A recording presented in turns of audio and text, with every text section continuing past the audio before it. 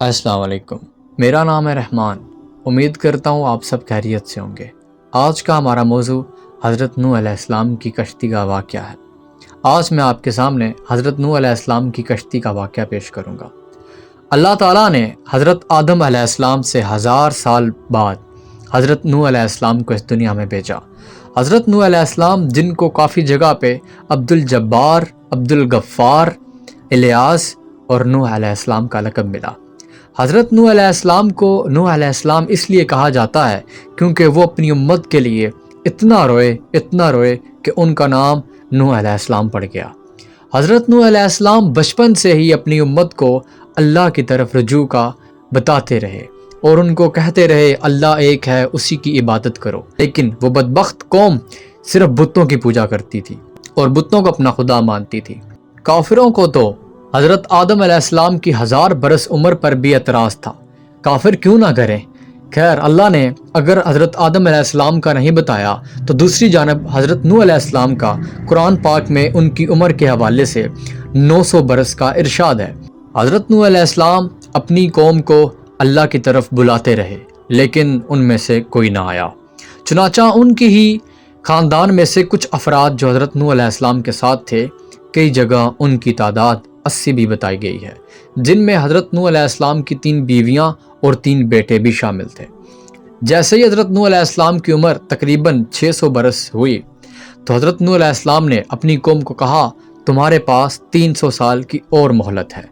پھر ایک دن حضرت نوح علیہ السلام کو اللہ پاک نے وحی کے ذریعے بتایا کہ تمہاری قوم اب بھلائی کی طرف نہیں آئے گی، یہ گمراہ ہو چکی ہے۔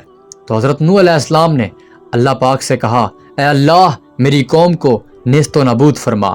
بس یہ کہنا تھا کہ اللہ تعالیٰ نے فرمایا اے نوح علیہ السلام، زمین میں کھجور کے درخت اگاؤ۔ حضرت نوح علیہ السلام نے کھجور کے درخت اگانے شروع کر دیے۔ جب وہ درخت بڑے ہو گئے، کیونکہ حضرت نوح علیہ السلام پہاڑ پہ رہتے تھے، آس پاس کوئی دریا نہ تھا، جب انہوں نے اس درخت کو کاٹ کر کشتی بنانی شروع کی تو وہ کافر و ظالم معاذ اللہ کبھی ان کو پاگل کہتے اور کبھی ان پہ ہنستے کہ آس پاس تو کوئی ایسا دریا نہیں ہے، پھر تم کشتی کیوں بنا رہے ہو معاذ اللہ۔ حضرت نوح علیہ السلام نے کشتی بنانی جب شروع کی تو ان کے ساتھ جو چند لوگ اسلام لائے تھے تو وہ ان کے ساتھ تھے، کشتی بنانے میں ان کی مدد کی۔ تقریباً 100 سال تک وہ کشتی تیار کرتے رہے۔ حضرت نوح علیہ السلام لکڑیوں کو کاٹتے، پھر لوہا گرم کرتے اور لوہے کے کیل بناتے اور ان لکڑیوں کو جوڑتے۔ یوں ہی 100 سال کے بعد جب حضرت نوح علیہ السلام نے کشتی تیار کر لی، پھر اللہ پاک نے حکم دیا اے نوح، اس کشتی میں ہر جانور کا جوڑا اور ہر پرندے کا جوڑا اس کشتی میں سوار کرو تاکہ ان کی نسل آگے بڑھ سکے۔ تو یوں حضرت نوح علیہ السلام نے ہر پرندے اور ہر جانور کا جوڑا اس کشتی میں سوار کرنا شروع کر دیا، اور پھر سے حضرت نوح علیہ السلام کہتے یہ کشتی اللہ کی نجات کی کشتی ہے، اس کشتی میں آ جاؤ، لیکن کوئی بدبخت اس کشتی میں سوار نہ ہوا۔ لیکن حضرت نوح علیہ السلام کی ایک بیوی اور ایک بیٹا کنعان جو کہ ان کافروں کے ساتھ تھا، حضرت نوح علیہ السلام نے ان کو بھی کہا کہ اس کشتی میں آ جائیں۔ بس کچھ دیر گزرنی ہی تھی کہ ایک تندور سے پانی ابلنا شروع ہوا اور اس پانی نے اتنا تہس نہس مچا دیا، وہ پانی اتنا زیادہ تھا کہ لوگ پہاڑوں کی طرف بھاگنے لگے۔